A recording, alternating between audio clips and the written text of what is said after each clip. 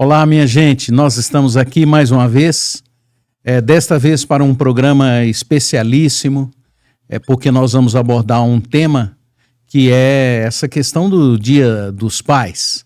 O Dia dos Pais é uma data importantíssima porque ela nos remete a uma reflexão a respeito dos nossos pais.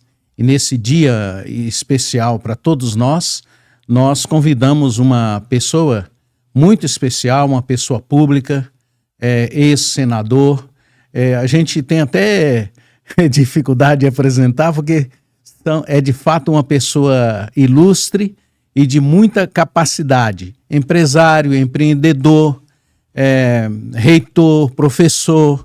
Reitor, foi reitor da Unicesumar e hoje ele é chanceler da Vitro, que é um centro, um instituto educacional, ou a terceira maior instituição educacional de nível universitário no nosso país. Por essa razão, nós temos a alegria, o prazer de receber o nosso irmão em Cristo, o nosso amigo, o Wilson Matos, aqui de Maringá. Nosso bom dia, né, ao professor Wilson, e seja bem-vindo ao programa Naaman Mendes Oficial, que é o nosso canal no YouTube.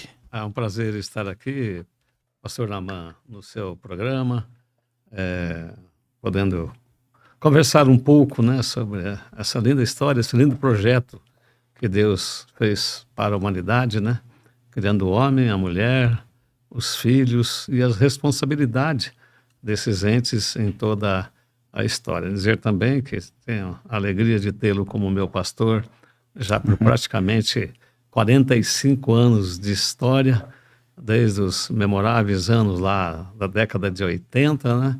E dizer que continuamos juntos, não é? Na mesma igreja, você é nosso líder pastoral, e é uma alegria para nós. Muito obrigado. Professor Wilson, nós vamos ter uma conversa assim, bem informal, já nos conhecemos, então muitas fases da sua vida, como foi colocado aqui, a gente participou juntos, viu, né? E como pastor, eu sempre fui um bom ouvinte e um bom observador, né? Especialmente para entender as coisas boas que as pessoas fazem. Já ouvi muitas histórias a respeito da sua infância, contadas pelo senhor mesmo, e por isso eu entendi que seria oportuno a gente estar juntos aqui. Já ouvi muitas histórias muito bonitas a respeito da sua vida, da formação da sua família.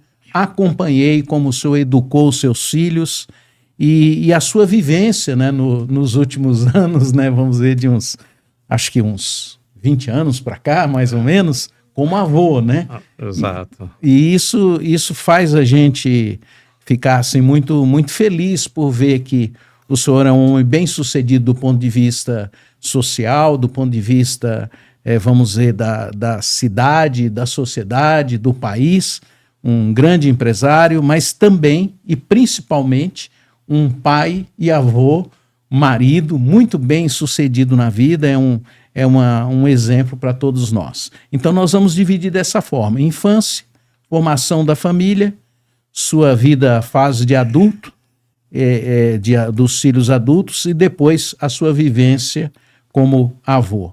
Então, a nossa primeira pergunta é a respeito da infância. Como é que foi essa infância? Quais são as memórias assim dos primeiros anos da sua infância? Como é que isso se deu? Quem que influenciou mais, seu pai, sua mãe? Como é que o senhor lidava com essas duas figuras tão importantes da vida de todos nós, que é o pai e a mãe? Primeiro, você falou da minha caminhada aí como empresário, líder e tal, mas eu quero deixar uma frase aqui que não tem sucesso empresarial, profissional, que justifique ou que compense o fracasso no lar. Com então, certeza. É importante a caminhada, mas a família é o nosso maior patrimônio, é o nosso maior bem. Eu sempre coloquei desta forma, né? Mas a minha infância, eu venho de uma família muito pobre, mas muito feliz. Nasci na região de Jaguapitã, entre Jaguapitã e Guaraci, em 1947. Morei ali em 2 locais, depois mais próximo ali de Santa Fé, durante meus 4 primeiros anos. Eu sou o 4º filho de uma família de 9 irmãos. E em 51 para 52, mudamos aqui para o município de Maringá, entre Maringá e Mandaguaçu, mais próximo ali da Venda São Domingos. Meu pai tocava sítio de café ali, moramos em 2 sítios. O seu pai veio de que região? Então, meus pais se casaram em Iepe, Estado de São Paulo, em 1940. Eles casaram em janeiro, em dezembro nasceu meu primeiro irmão, hoje está com 84 anos, e eu em 47. E aí teve 2 no meio. E em 1943, por aí, eles vieram para Jaguapitã, região de Jaguapitã, buscando novas fronteiras, novas possibilidades de adquirir algum pedaço de terra e tal. Mas acabamos trabalhando, administrando sítios de café aqui na região. E nessa época, em 57, eu entrei no primeiro ano, fui numa sala de aula onde hoje é o campo experimental da Universidade Estadual de Maringá. Ali eu tive o privilégio de botar meus pés pela primeira vez numa sala de aula. Que região que é? Ali, pertinho da Venda São Domingos. Venda São Domingos. Ali está a Fazenda Estadual da Universidade Estadual de Maringá. Apenas para a gente situar geograficamente, né? Iepe é no estado de São Paulo, Exato. Jaguapitã no Paraná. Mas essas 2 cidades, elas estão assim bem próximos da fronteira, né, dos 2 estados. Exato. Né? Iepe é anexo ao Rio Paranapanema e Jaguapitã está a uns 60 quilômetros para cá, entrando o Paraná dentro aqui, passando por Porecatu e vindo para a direção de Astorga. Isso aqui significa que aqui a gente tem 2 grandes cidades, uma é Presidente Prudente, né, no estado de São Paulo, que é mais próximo de Iepe, e Maringá, próximo de Jaguapitã. Né? Exato, E agora nós estamos falando de Mandaguaçu. Chegamos ali, era município de Mandaguaçu, primeiro foi na Venda São Domingos, depois foi numa estrada Centenário, e naquela época meus irmãos foram nascendo, meus irmãos mais novos, nessa região ali, né? E alguns valores importantes. Sim, o senhor está no primeiro ano na escola. Na escola, isso. E aí alguns valores... alguns valores importantes, né? Fundamentais, que a gente vem de uma família cristã, evangélica, desde 1852. Eu sou a 5ª geração. Meus filhos são a 6ª, meus netos a 7ª, e assim vem perspassando a vida cristã com comprometimento com a palavra de Deus e com os princípios cristãos. Então, desde a infância, a gente já ia para a cidade, lá em Mandaguaçu inicialmente, para ir à igreja, à escola dominical, íamos de carroça, íamos a pé, pela estrada, e assim eu fui caminhando com os meus pais. Essa fase da sua infância, então a igreja os seus pais estavam na igreja, Exato. Frequentavam a igreja, eram cristãos e traziam toda a família. Todos os filhos. Como é que era naquela época, né? As dificuldades para se locomover eram grandes. Vocês moravam na cidade ou moravam no sítio? Estavam uns 6 quilômetros da cidade de Mandaguaçu. E os mais novos iam com o papai e a mamãe na carroça, e eu e os outros 3 irmãos mais velhos íamos a pé atrás. A gente levava os sapatos dentro da carroça, porque se fôssemos fazer aquela caminhada a pé, íamos machucar os pés. Porque o sapato naquela época, a gente não ia na loja comprar, né? O pai ia pegar todos e ir na loja.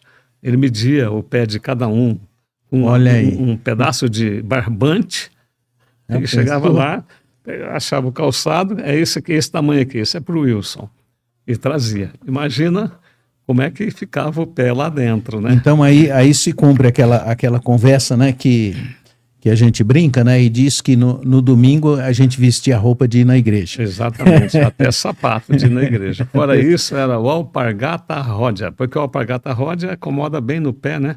Ele é de corda embaixo e de lona por cima. Nessa fase aí do sítio, você estava, me permita dizer assim, para ficar mais informal o programa, claro. Você estava em que faixa etária? Então, aqui dos primeiros aos 4 anos na região de Jaguapitã, dos 4 aos 9, dos 5 aos 9, aqui na região entre Maringá e Mandaguaçu. E aí o trabalho era no sítio? Exato, e a gente já trabalhava na roça naquela época. Inclusive eu comecei o primeiro ano 2 vezes e parei para colher café com os pais, com 7 e 8 anos de idade. E a escola era na vila, em Mandaguaçu, ou era próximo na do zona sítio? Rural mesmo. Ah.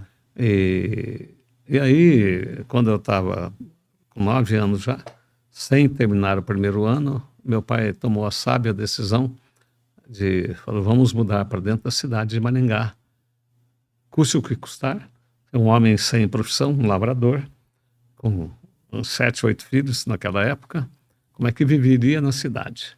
Mas ele tomou essa decisão corajosa, porque meu pai tinha um sonho para com seus filhos. Acho que todos nós temos, né? E ele passava a mão na cabeça de cada filho, lá na roça, sem poder nenhum econômico, uma simplicidade, mas ele dava uma profissão para cada um. Eu ia ser guarda-livro.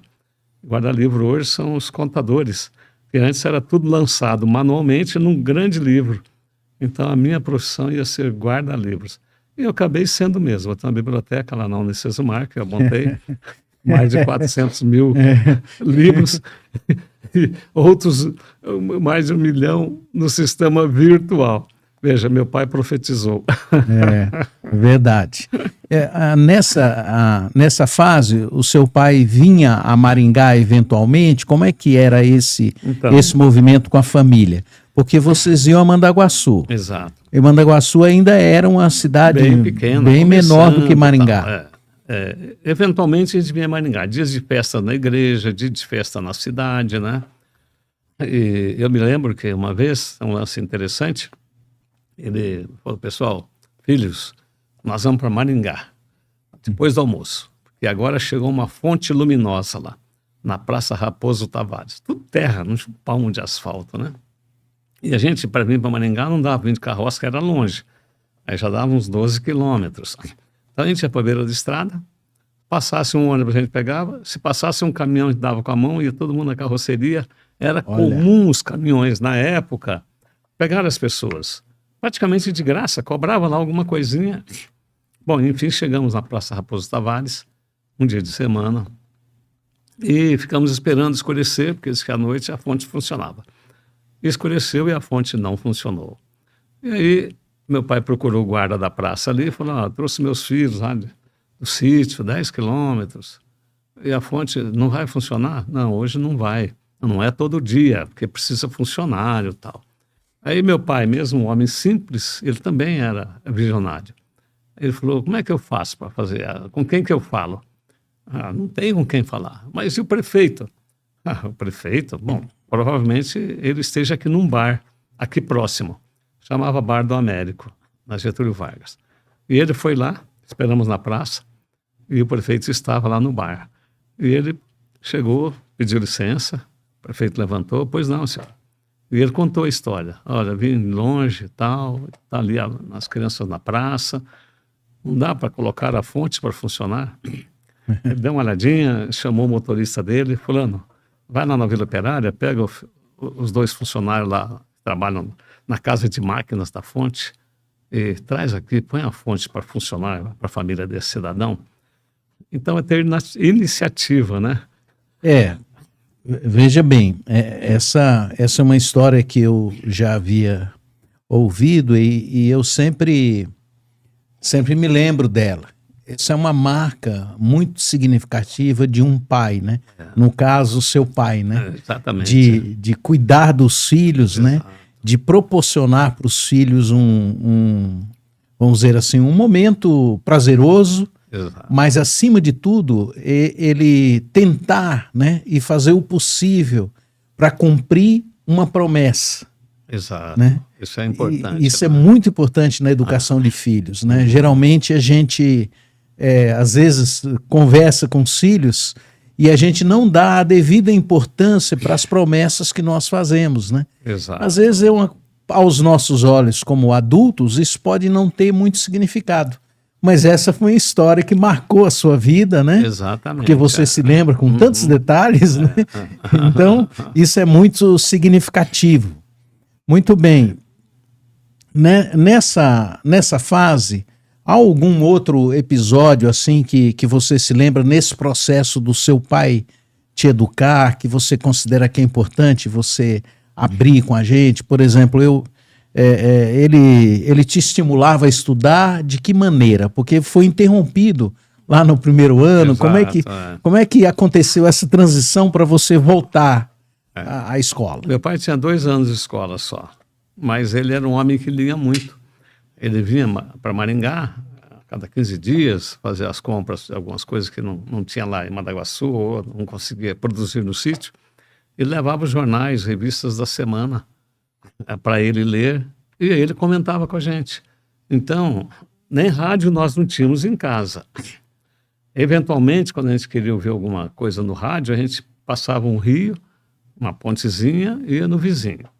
Mas ele nos trazia informação, muita informação, através das leituras que ele fazia, e ali ele ia ensinando a gente, falando com a gente, contextualizando dentro da vida cristã, e das perspectivas do cotidiano da nossa vida, do nosso mundo, né? Então isso foi dando uma certa visão mais ampla para a gente. Esse foi um papel muito importante que meu pai exerceu na nossa vida. E foi tal esse estímulo ao conhecimento que nós mudamos para Maringá, e aí eu fui fazer o primeiro ano. E eu e meus outros 8 irmãos fizemos faculdade na década de 70 e 80. Já imaginou? Numa época em que estavam começando os cursos aqui na Universidade Estadual de Maringá. E fomos trabalhar em serviço simples. Eu vendi jornal na rua, catei umas garrafas lá, onde está onde vocês moram hoje, no antigo lixão lá, né? Trabalhei em padaria, fazendo pão à noite, mas todos estudando, e meu pai apoiando e tal. Tinha que ser escola pública, é claro, né? E esse foi um grande incentivo que meu pai deu para a gente. E ao levar a gente para a igreja, desde pequeno, ali já tem as salinhas especiais, já é chamado de escola dominical. Tudo adequado, prontinho, as revistinhas, os ensaios, cantar em grupo, cantar lá na frente. Então, essa atitude do meu pai de seguir esse princípio cristão, levar a família para a igreja todo domingo, fez com que a gente começasse a conviver com pessoas de classes sociais diferentes da gente, mais elevados e tal, que a gente podia olhar para eles e ver que era possível, né? E isso me fez, inclusive, líder na minha adolescência e juventude. Quebrei aquela timidez daquele garoto da roça. Então, tenho um agradecimento muito grande pelo meu pai, minha mãe, pela história que eles construíram com aquele monte de filhos. E eu digo que nós éramos uma família muito feliz. Eu acho que tudo converge para a felicidade, porque a gente tinha aquela proteção do pai e da mãe. Morando na zona rural, não tinha muita interferência de fora, mas eu sempre tenho ilustrado que a minha vida foi como uma galinha que abre as asas, qualquer raio, trovão, a galinha abre as asas, os pintainhos se aconchegam ali. É claro, aquele monte de pintainhos, às vezes vão dar uma encostadinha aqui no outro. Mas a gente sentia aquele calor humano, aquela proteção do pai e da mãe, sabe? Fui criado assim e agradeço a Deus por ter me dado essa oportunidade de ter esses pais que eu tive. Aí veio o ensino médio e tal. Quando que começou mais ou menos que faixa etária quando você começou a fazer o curso superior? Bom, então... E aí, como é que foi esse fiquei processo? trabalhando desde os 10, 11 anos, as coisas mais simples, que podia ser executado por uma criança sem experiência nenhuma, recém-chegada da zona rural. Mas aos 14 para 15 anos eu consegui um primeiro emprego registrado, e trabalhei nele durante 8 anos e meio, que foi na retificadora Maringá. Eu entrei trabalhando lá para buscar peça nos acessórios com a bicicleta de carga. E aí eu depois passei para trabalhar no balcão, atender cliente, controle de estoque, passei por várias funções lá dentro. Eu entrei lá, eu estava no primeiro ano do ginásio, antigo ginásio, ou hoje 5º ano do ensino fundamental. Eu saí de lá quando eu passei para o 3º ano de faculdade. Me casei lá quando eu terminei o ensino médio, ganhava um salário mínimo e meio. Eu tinha uma bicicleta para andar quando eu casei. E estou com a mesma esposa até hoje. Ela teve coragem de encarar a vida comigo naquela simplicidade, recursos tão precários, não é? Mas juntos construímos a nossa história, uma grande vitória, com a bênção de Deus junto, uma grande vitória. Daí você foi terminou o ensino médio. Como é que foi o curso superior? Como é que chegou? Trabalhando e tal? Então, eu no ensino médio já me tornei líder da igreja da Presbiteriana Independente, né? E aí comecei a sonhar, quero ser pastor e médico. Cuidar do corpo e da alma, né? Ousado, não é? Mas tem que sonhar alto, né? Quem não sonha não chega a lugar nenhum. Claro. Quem não planeja não sabe para onde vai. Então, mas quando eu terminei o ensino médio, casei e nem consegui ser pastor e nem consegui ser médico. Aí eu falei, bom, o que eu tenho que fazer? Algum curso que seja viável. Fui fazer matemática, em Mandaguari ainda. Saía da retificadora, depois recém-casado, ia para a rodoviária, pegava o ônibus e ia para Mandaguari. Chegava em casa 00:30. E no outro dia, 7h30, estava no trabalho. Mas trabalho nunca foi problema, né? O trabalho dignifica. Mas quando eu terminei o primeiro ano na faculdade de Mandaguari, minha esposa terminou o ensino médio e aí foi estudar comigo lá. Ela foi fazer letras e eu continuei matemática. Aí já consegui comprar um carrinho bem antigo, um Citroën 1951, mas mais um ano passei para o 3º ano. E meu sonho era alto. A gente tem que sonhar alto, né? Claro. Não paga imposto, né? Uma das poucas coisas que não paga imposto no Brasil é sonhar. E eu queria terminar numa faculdade de renome. E fui na Federal do Paraná, não aceitaram a transferência, porque a faculdade de Mandaguari era nova, não era nem reconhecida pelo MEC ainda. E aí eu mandei uma carta para a Federal de Santa Catarina, eles olharam, mandei o currículo e comunicaram, aceitamos. Fui lá, me matriculei de uma hora para outra, tal, cheguei, pedi a conta, peguei a mulher, pus um caminhão de mudança e fomos para Santa Catarina. Fiquei 2 anos lá, foi 2 anos de muita luta, muito esforço, porque eu tive que fazer um monte de adaptações do currículo nosso, era bem mais frágil do que o de lá, o currículo acadêmico. Dar aula também para sobreviver. Bem, mas 2 anos depois, voltamos, lá tive a primeira filha, tive a experiência de ser pai, enquanto estava nessa luta, mas não importa, né? Não importa aonde estejamos, né? Faz parte do projeto de Deus para a vida do ser humano, com certeza, né? O crescer e multiplicar. E voltei para Maringá, já entrei na Universidade Estadual para dar aula. Então foi um grande salto. Nessa fase, assim, ao ouvi-lo, a gente percebe claramente, né, como Deus vai conduzindo a vida da gente, né? A gente, como diz a palavra de Deus, né, a gente faz planos, mas a palavra final é do Senhor, né? Né? É Ele quem vai nos conduzindo, né? E claro que isso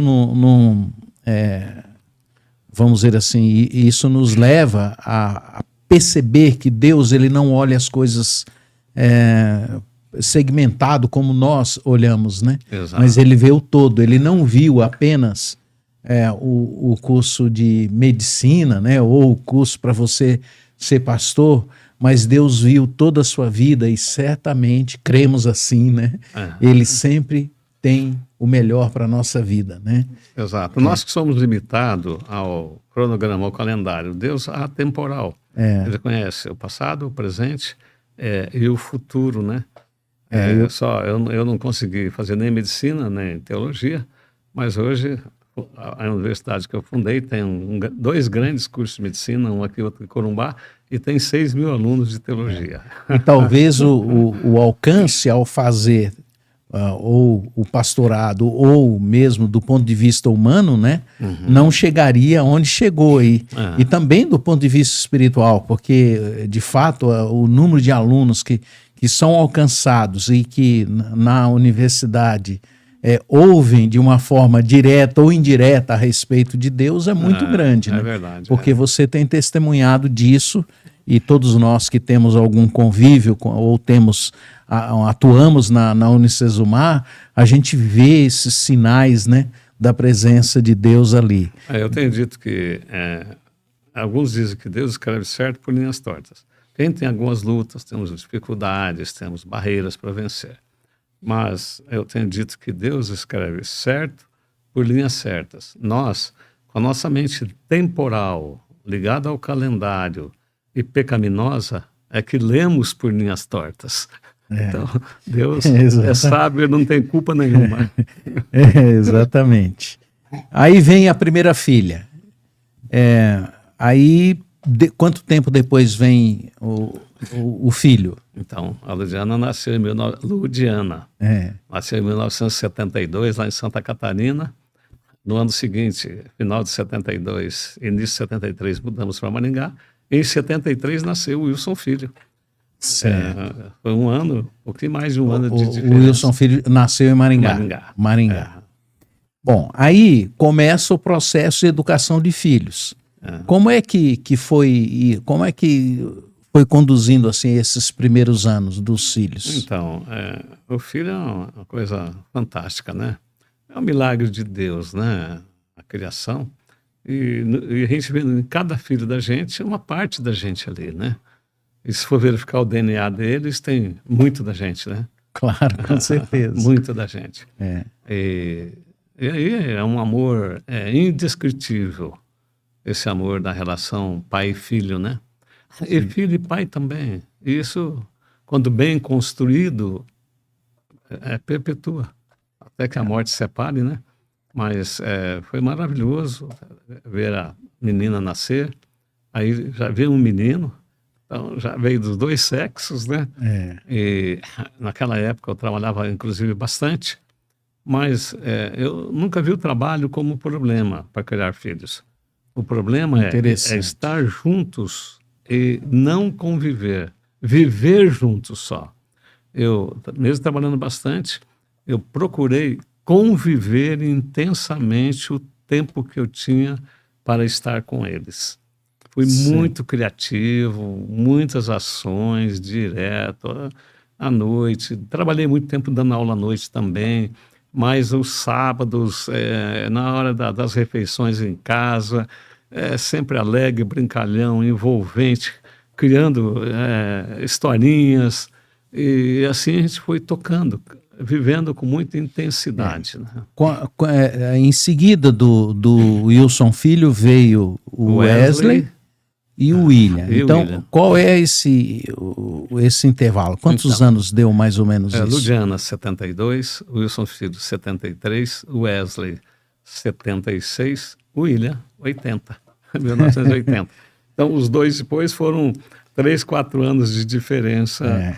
E os dois primeiros 2 anos, então, né? Foram 3 garotos e a menina, né? Legal. Aí enchia o carro, né? Certo, aí enchia o carro. Essa fase aí, do seu ponto de vista, quais foram os valores ou o que você, assim, pode dizer? Porque normalmente a gente traz algumas coisas, educa os filhos mais ou menos na mesma, como diz a moçada aí, na mesma vibe que a gente foi educado, né? Do mesmo jeito que a gente foi educado. A gente tem uma tendência de repetir algumas formas, algumas maneiras de agir, mas acima de tudo a gente termina repetindo os valores que a gente aprendeu com os nossos pais. Quais são esses valores que você identifica nessa fase aí da educação? O primeiro foram os princípios cristãos, né? Que para mim sempre foram fundamentais para dar uma boa formação para eles, inclusive uma boa formação na área da gestão emocional, né? Princípios cristãos são fundamentais para isto, né? Segundo, essa convivência e procurei dar criatividade para eles. E cantar juntos. Hora de dormir, por longo período, tinha uma musiquinha. Sabe quando tem aquele filme, tinha no passado, e tinha o prelúdio do filme, que sempre era aquela mesma música e tal.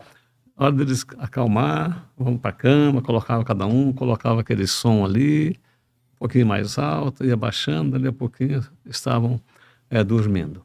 Procurei fazer deles bons estudantes também.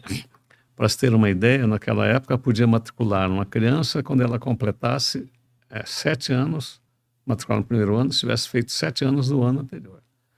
E a Ludiana, a menos jovem, um dia ela tinha 4 anos, eu comprei, estávamos viajando, viajei muito com eles, estávamos em Santos, e eu comprei uma revistinha com desenhos e letras, palavras. Ela olhou assim: ô pai, por que você me dá essa revista, pai? Eu sou analfabeta, eu não sei ler, você não me põe na escola? Com 4 anos, eu cheguei aqui em Maringá, entrei com uma ação na justiça contra a escola, 3 vezes seguida, até que consegui um liminar. E antes de completar 5 anos, eu pus ela no primeiro ano. Já era alfabetizada em música. Esse é outro fator muito importante. Todos os meus filhos estudaram música. O mundo exige pessoas cultas. A gente tem que desenvolver em nossos filhos todas as potencialidades possíveis. E eles sempre rejeitam um pouco, porque está entre os irmãozinhos brincando, ou está com o vizinho, o coleguinha da igreja, é mais agradável, mais atrativo. Mas tem que ter tempo para tudo, e principalmente tempo para transformar nossos filhos em pessoas voltadas para um mundo mais intelectual. E a música é fantástica, ela é matemática, ela é poesia, a letra são canções, são instruções, principalmente quando você parte para o viés cristão, né? Então ela ajuda muito a edificar as pessoas e integra as pessoas em grupos. Quem sabe tocar um instrumento se integra fácil. Acho que aí são 2 fatores, né? Tendo os filhos nesse processo da adolescência, a música é extremamente importante. Nós que estamos na igreja cristã, a gente sabe disso, né? E sempre tentamos envolver os nossos filhos nisso, porque a gente sabe de todos esses fatores que foram observados. E há uma outra coisa muito importante, que é o esporte, né? Sim. Que também faz parte desse conjunto de desenvolvimento, né? Psicológico, que traz maturidade, traz convívio para as pessoas. Exato. Como é que foi essa coisa do esporte? Porque eu acho que esse foi um fator importante aí no processo de educação. A minha primeira propriedade foi uma casa para morar. A segunda foi uma chácara. A gente tem que construir ninhos para nossos filhos. Construir ninhos. Ambiente, inclusive para levar os amiguinhos deles juntos. Em vez de abrir mão do filho da gente, para um sair com um amigo aqui, o outro sair com um amigo lá, eu sempre construí excelentes ambientes de esportes, de lazer, para que fosse eles comigo e ainda levávamos os amiguinhos deles, para que a gente pudesse sempre estar por perto e acompanhando. Hoje, a tal das redes sociais e disso aqui cria tanta concentração ali que parece que isso perdeu a função. Mas essas distrações aqui, esse mundo aqui é muito bom, mas tem sido um desastre na formação psicológica, emocional das crianças. E relacional, né? As neurodivergências estão acentuando cada dia mais, continuo com escola, né? No ensino fundamental e médio nosso, em torno de 12% dos alunos já têm atestado de psiquiatras e de psicólogos que eles têm desvios emocionais de uma forma ou de outra. Bom, construindo os ninhos, convivendo, vivendo intensamente. Então eu tive uma chácara em Água Boa, para cá de Água Boa, um pouco para frente de Paissandu, e lá eu fiz tudo que era possível. Ao invés de comprar mais um imóvel, fazer um aluguel, não. fiz uma bela piscina, fiz campo de futebol, fiz quadra de vôlei, fiz lago, pus jet ski, comprei cavalos, carneiros, umas vaquinhas, construí um mundo fantástico. Uma grande varanda na casa, umas cabanas, e ali feriados, finais de semana, depois da igreja, e no sábado, era todo mundo lá, era nós, era mais gente da igreja, tal, e meus filhos foram criados dentro desse ambiente plenamente saudável, de pessoas que pensam mais ou menos na mesma direção e tal, cada um é um, né? Mas tem uma linha, uma diretriz bem definida dos pares, porque o risco são os pares. Quem são os pares dos nossos filhos? Qual a influência de quem que ele está recebendo? Nós influenciamos muito e temos a responsabilidade de ser os maiores influenciadores na vida dos nossos filhos. Não é? Criar princípios e valores, Claro. é mais do que influenciar. Mas tem hoje a mídia muito forte, tem essas redes sociais, tem amigos adversos. E amigos virtuais, né? Onde eles não têm Exatamente. a possibilidade de desenvolver relacionamentos. Então, né? hoje ainda exige mais do que no tempo que eu criei meus filhos, para que a gente tenha filhos equilibrados, saudáveis, que possam se desenvolver na vida e serem vencedores, né? Serem felizes e vencedores na caminhada, que essa é a maior realização de um pai, né?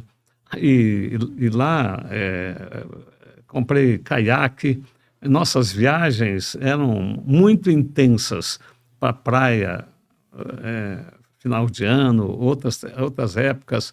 Comprei caiaque lá para o mar, depois comprei um barco pequeno, depois comprei um barco grande, fiz caminhada em rios, lá em Morretes tinha o Rio das Pedras, e a gente subia a montanha para descer em câmaras de ar, um risco enorme, mas era o que tinha na época, né? Por 2 vezes eu descia a Graciosa, da Polícia Rodoviária lá, até em Morretes, lá embaixo, de bicicleta. Primeiro com meus filhos na faixa de 5 a 12 anos por aí. E depois com todos os meus netos e todos os meus filhos. Lá está um caminhão de bicicletas aqui e todo mundo para lá. Então, eu tenho dito para pais que o pai tem que ser criativo. Ele tem a obrigação de ser criativo e criar ambientes os mais impensáveis. E ele tem que criar.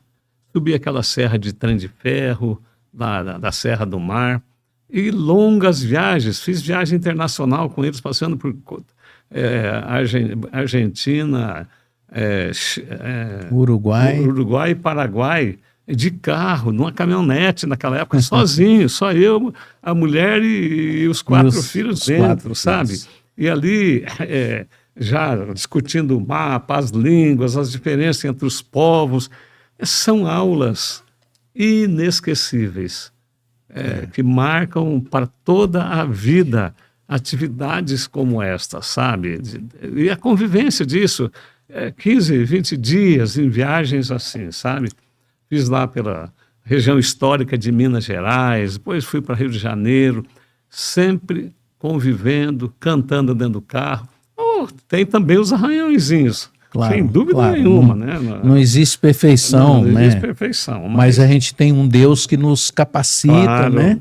Nos dá capacidade, nos ensina a conviver um com o outro. Então essa foi a minha caminhada, a experiência na criação de filhos. Eu tive uma transportadora de malotes para banco, tive transporte escolar, e meus ônibus finais de semana circulavam para os encontros de jovens, de adolescentes e tal. A gente foi um grande facilitador dessas atividades extra-igreja e extra-classe para meus filhos e os amigos deles. Sempre investi nisso para valer. E confesso que não me arrependo nada. Pelo contrário, agradeço a Deus ter tido a oportunidade e ter a visão de ter feito isso, né? Deus capacita a gente, mas a gente tem que correr atrás também. Maná pronto do céu caiu uma vez só na história da humanidade. Assim mesmo eles tinham que sair lá fora e catar o maná e trazer para dentro, não é? Verdade. Então, a gente tem todo dia, tem né? que construir. Todo dia, e não ia pegar o maná. Exatamente, E na escola, todo o acompanhamento, notas, direto, levando para a escola, buscando. acompanhando o desenvolvimento na aprendizagem, os conflitos dentro de sala de aula, conversando sobre isso, tal, né? E assim a gente fomos construindo uma família que, para mim, tem sido uma satisfação enorme tê-los ainda plenamente juntos comigo, sem nenhum desvio de possibilidades de drogas, de descaminho, de sexualidade desenfreada, nada disso, em função dos princípios sólidos que construí junto com a minha esposa para a vida dos meus filhos. Esse é o podcast Naaman Mendes, hoje conversando com o professor Wilson Matos, e nós queremos pedir a você que você nos dê um like aí no nosso canal, e assim você vai estar contribuindo para que essa mensagem chegue a mais pessoas. Nós, professor Wilson, nós ficamos sempre muito impressionados, né? Porque eu não, vamos dizer assim, não tive pai, né? Então o meu processo de educar filhos, ele foi assim meio que, como dizem os mineiros, né? Eu fui tateando, né? Mas eu tive o privilégio de me converter quando jovem, e isso me levou a conhecer a palavra de Deus, né? Então, os princípios eu aprendi ali na palavra, mas eu olhava para aquelas pessoas que eu convivia como pastor, que já eram pais, né? E ia tentando entender o que eles estavam fazendo para eu fazer da mesma forma, né? Ou tentar fazer isso. Daí eu cheguei na fase de avô. E aí eu comecei a ficar meio perdido de novo, né? Eu falei, e agora? Como é que é essa coisa de educar avô? E eu, de fato, observei muito, e a gente conversava um pouco, sobre a sua forma de conduzir a sua vida como avô. E eu ficava assim muito impressionado, né? Porque eu jamais imaginei que um avô faria aquelas coisas assim com disciplina, com decisão, né? Para fazer aquilo com os netos, né? Alguns episódios eu até me lembro, mas eu gostaria que você compartilhasse com aqueles que estão nos vendo e vão nos ver, como é que foi isso, como é que você foi fazendo determinadas ações, se faltar alguma eu vou lembrar, né? Vou lembrá-lo, mas eu gostaria que você mesmo contasse. Por exemplo, vou dar um exemplo. Uma delas é manter a família reunida, que você já se referiu a isso falando da chácara. Mas quando vem os netos, a maioria das famílias, isso fica mais distante um pouco, porque os filhos começam a ter a vida deles e os compromissos, né, e fica um pouco mais complicado. Como é que você criou esse processo assim dentro da sua família para que eles se mantivessem juntos ali sempre? Então, quando começa a nascer os netos, eles não são netos só da gente, tá? Só meu e da minha esposa. Tem outro casal lá, os pais do cônjuge, que também são avós. É verdade. E aí você começa aquela construção mais ampla um pouco, né? Mas eu me esforçava muito para estar mantendo os ambientes muito próprios. E vamos junto, vovô, vovó, do outro lado, não é? Vamos caminhar junto. Mas, como a gente, todo final de semana, muito intenso, aí eu construí nesse momento, para conviver mais, inclusive, com os netos desde pequeno, um bistrô lá na instituição, e eu almoço com todos eles há muito tempo. Então, eu vi eles crescer todos os dias. Não era só quando eu ia vê-los ou eles vinham na minha casa. Foi muito intenso isso, né? Mas até hoje, eu tenho 10 netos, de 8 a 24 anos de idade. Tem neto casado, tem 2 com casamento marcado, e almoçam comigo todos os dias. Comigo, com a minha esposa, os pais deles levam uma amiguinha aqui, outra amiguinha ali, chega uniformizado da escola. Agora só tem 3 ainda no ensino médio. 1 no fundamental e 2 no médio, né? Os outros já alçaram seus voos na academia e tal, né? Tenho um filho que mora em São Paulo, mas ele fica um final de semana lá, outro aqui.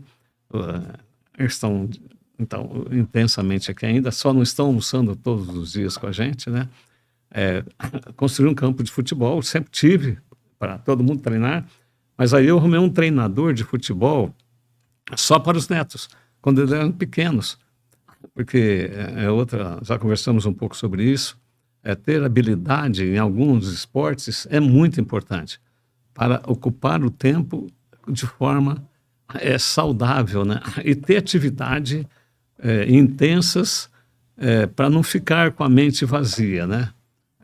Tá sempre sendo ocupado. E ensinar a eles a disciplina do tempo, do corpo, da emoção, da mente e do espírito. A gente trilhando bem forte nesses 4 pilares aí, né? Sobretudo Deus, a família, né? Já falei do espírito, né? A gente vai vencendo, né? Etapa por etapa. E esse ensino, é por isso que eu fiquei muito impressionado, ele não se dá de uma forma assim, vamos dizer, formal, né? É esse convívio que vai criando isso, né? Uhum. Existe um fato que eu admirava muito, e que é aquela história do passeio no sábado. Como é que é isso? Passeio no sábado. Você reunia e tal. Então, Me conta isso aí para nossa gente. A gente sempre ia lá para a Chácara de Água Boa, depois para a fazenda e no campo do futebol. O sábado, nosso futebolzinho, você foi um parceiro forte no nosso futebol. Meus filhos, bem pequenos, com 10, 11 anos, já estavam indo para o gol. Que era onde eles podiam ocupar espaços. E os netos, a gente fez a mesma coisa. E no domingo, com os netos pequenos, ainda a gente estava almoçando no domingo em casa e não na fazenda. Eu tenho um Jeepinho 51, eu lotava o Jeepinho de netos e ia por um posto de combustível na área de convivência. E ali nós íamos cantando musiquinhas as mais diversas da igreja.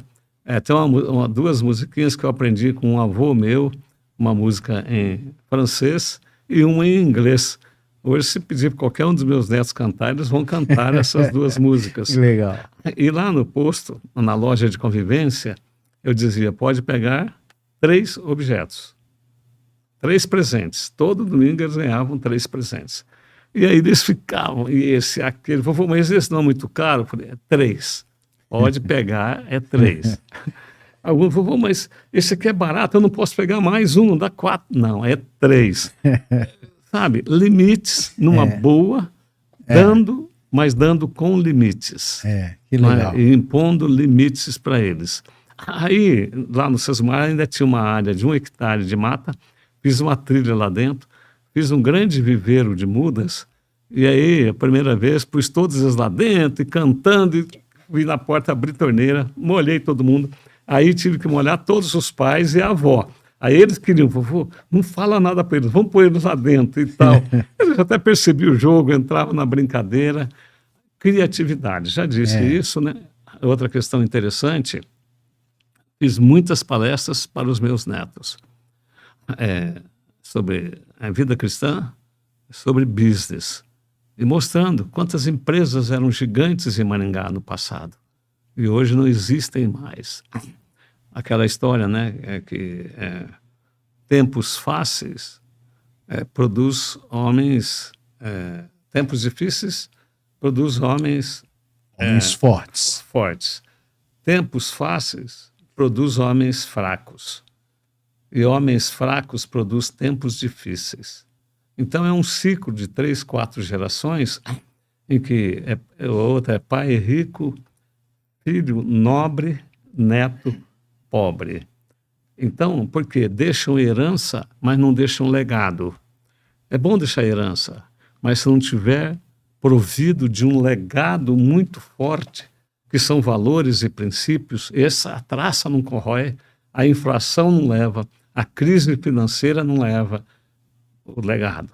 E com um bom legado, se perder o dinheiro, reconstrói de novo.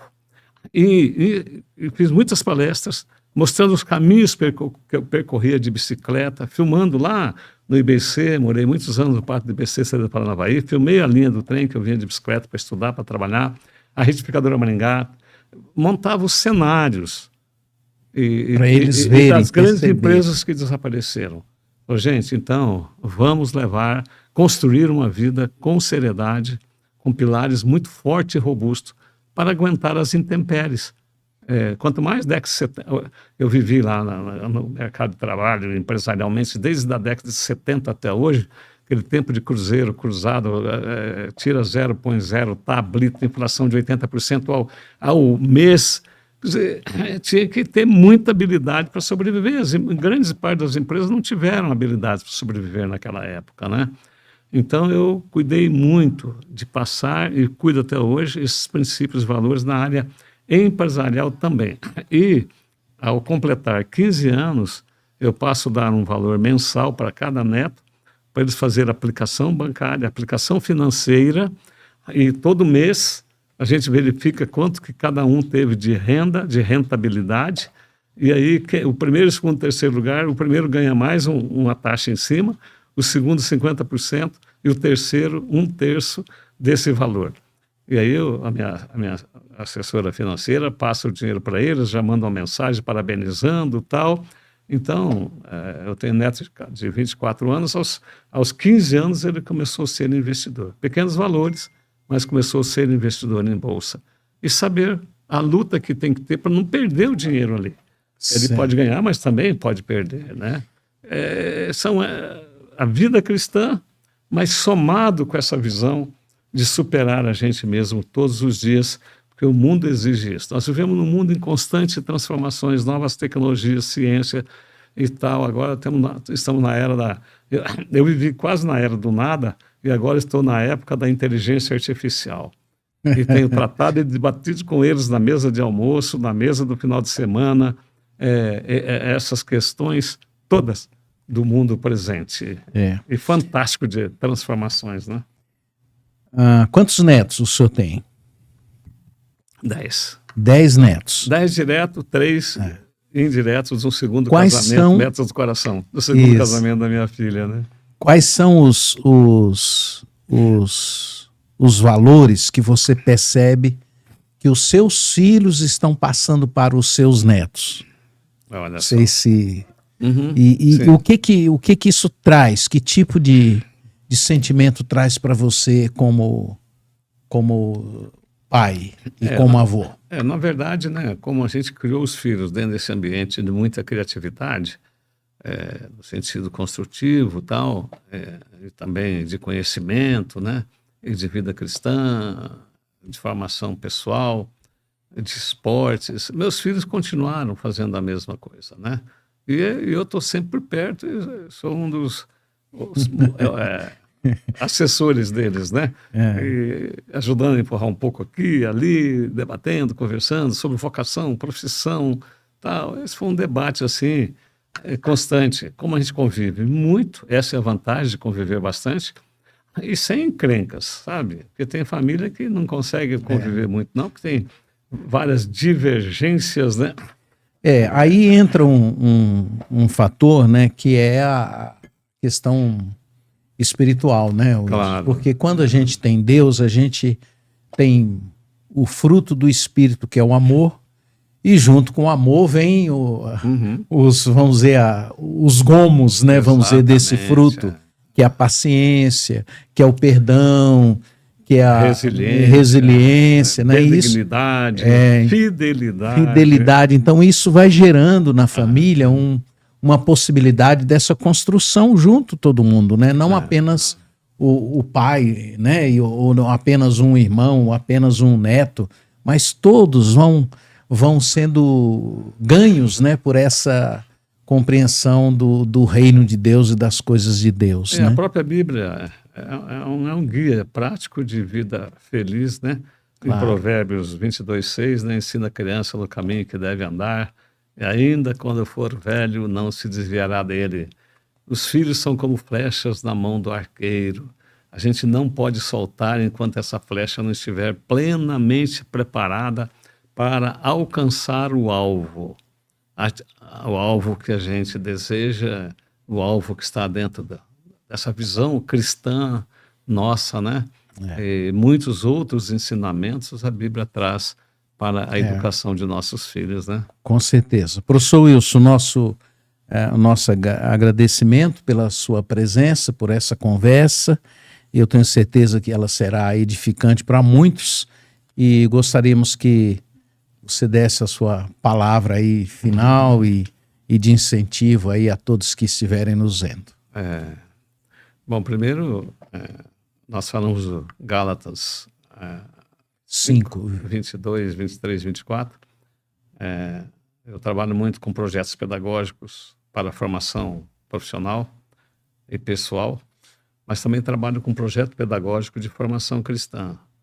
Nesse projeto pedagógico, o da formação cristã, Deus é o titular, Cristo e o Espírito Santo são os mediadores, e o livro-texto é a Bíblia. E a essência desse livro-texto, para mim, são os frutos do Espírito.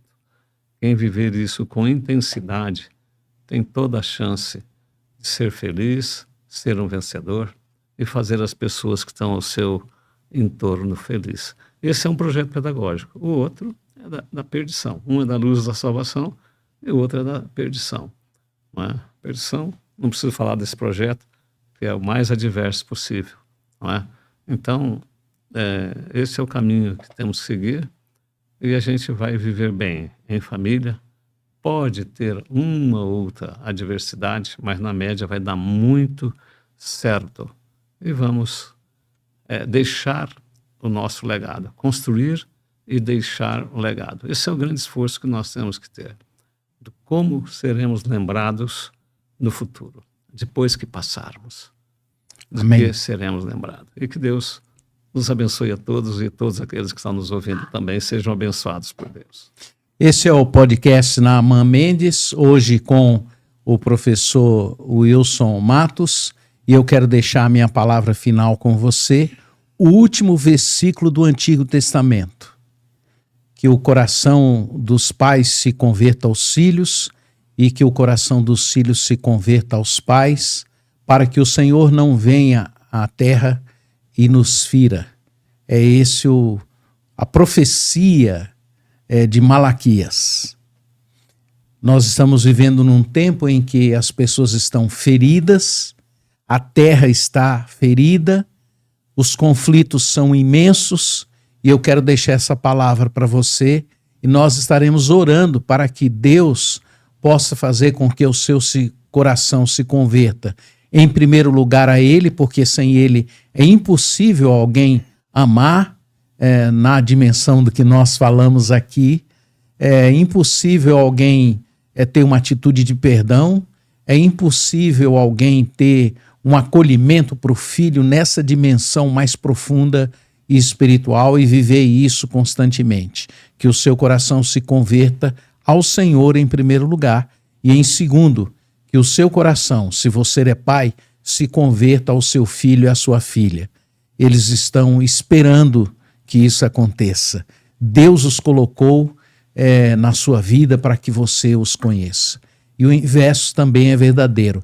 Se você é filho nesse dia dos pais, que o seu coração se converta aos seus pais. Que você pegue o seu tempo, ou se você estiver longe, o seu telefone, mas vá ao encontro do seu pai. E ao encontrá-lo, demonstre amor a ele, demonstre carinho, porque é isso que Deus deseja para todos nós, é que pais e filhos se convertam um ao outro. Que Deus te abençoe e até uma próxima etapa. Muito obrigado, professor Wilson, que Deus abençoe a todos nós. Amém. Amém.